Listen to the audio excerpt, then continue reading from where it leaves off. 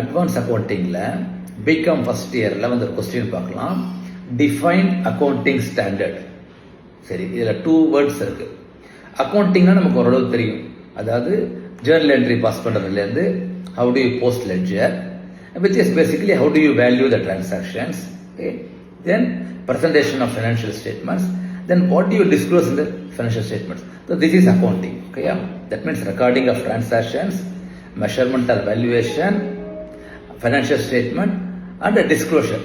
சரி சார், அப்போ என்ன சார் ஸ்டாண்டர்ட் அப்படின்னா, this cannot be a same for everybody.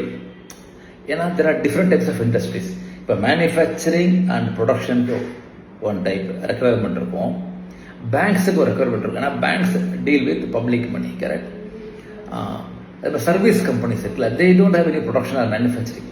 அவங்களுக்கு வந்து it is more of how you take care of customer, right? Fourth பார்த்தோன்னா இது large projects and construction contracts. இப்போ மேனுஃபேக்சரிங்லாம் every week or every month they produce, okay? ஆனால் இந்த construction கான்ட்ராக்ட்லாம் 3 years 5 years ஆகும். ஃப்ளைஓவர் இல்லாட்டி மெட்ரோ ஸ்டேஷன் இல்லாட்டி ஏர்போர்ட் அதெல்லாம்.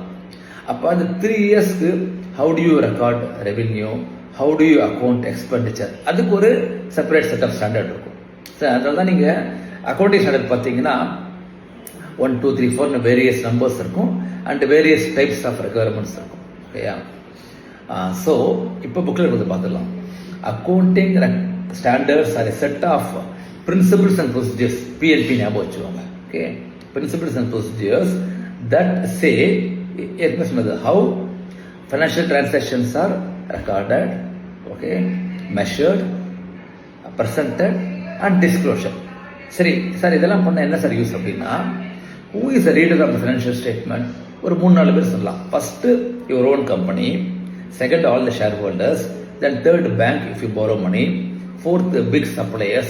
So இவங்களுக்கு they can see how your company is performing, or a similar company in the same industry, okay, or how your company current year versus last year.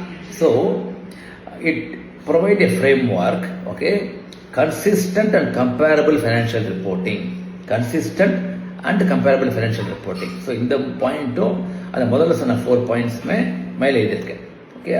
That is why you need accounting standards, okay? Thank you.